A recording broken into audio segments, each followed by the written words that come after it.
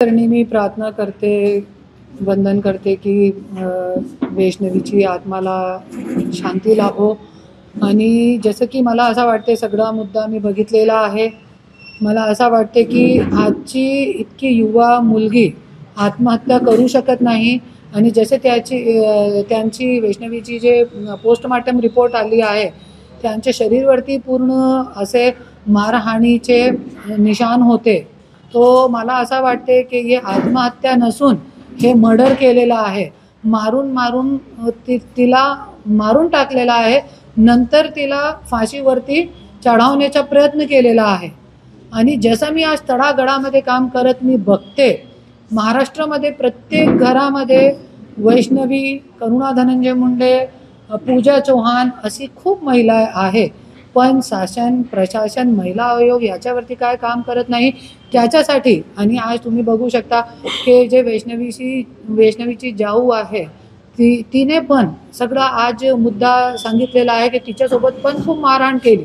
तो पण प्रशासन काय करत आहे? कशामुळे हे इतकी महिला आत्महत्या, महिलांवरती अत्याचार, महिलांना मारून टाकण्याचा प्रयत्न, हे सगळं कशासाठी आज वाढत चाललं आहे? त्याच्यावरती शासन, प्रशासन कशाला आज काम करत नाही. मला इतकंही बोलायचं आहे की जे वैष्णवीचा नवरा आहे त्याला कमीत कमी त्याला तो फाशीची सजा झालीच पाहिजे, ज्यांनी करता पुढे कोणी दुसरी वैष्णवी होऊ नये. महिला अत्याचाराच्या घटना दिवसेंदिवस वाढत चाललेल्या आहेत. असं असताना देखील आता महिला आयोगाच्या अध्यक्ष आहेत, त्यांच्या समर्थनात पुण्यामध्ये 100हून अधिक महिलांनी तिकडे आंदोलन केलं. त्यांचं काम चांगलं आहे असं त्या महिलांचं म्हणणं होतं. महिला आयोगाचं काम खरंच समाधानकारक आहे किंवा ह्या सगळ्या घटना बघतात आता त्यांनी नैतिकता म्हणून पायउतार व्हायला पाहिजे का, राजीनामा द्यायला पाहिजे, काय वाटतं?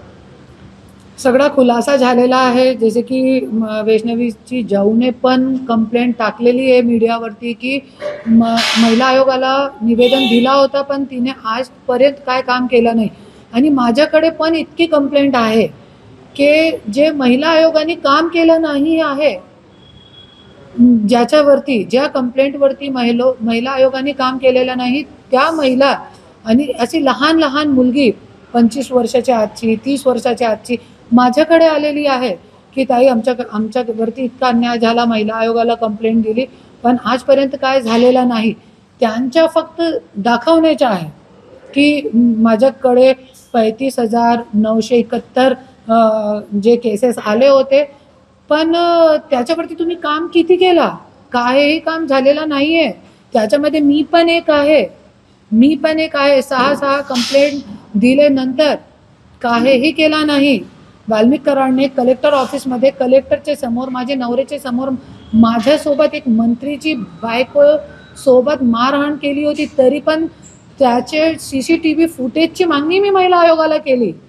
न्याय देऊ शकत नाही तुम्ही मला, पण माझे जे पुरावे आहे ते द्या. ते आजपर्यंत दिलेले नाही. 1 वर्ष झालं. महिला आयोग काम करत नाही. महिला आयोगची जे अध्यक्ष आहे त्यांच्यासाठी ते फक्त एक पद आहे, पण पूर्ण महाराष्ट्राची जी महिला आहे त्यांच्यासाठी ते एक कोर्ट आहे. महिलांच्यासाठी ते कोर्ट असतो आणि एक न्यायाची खूप मोठी गद्दी असतो ते, ज्याच्यावरती त्या न्याय करू शकतात.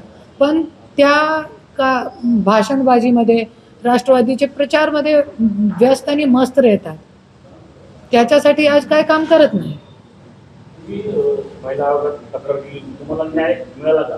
तसंच न्याय वैष्णवीला मिळेल का?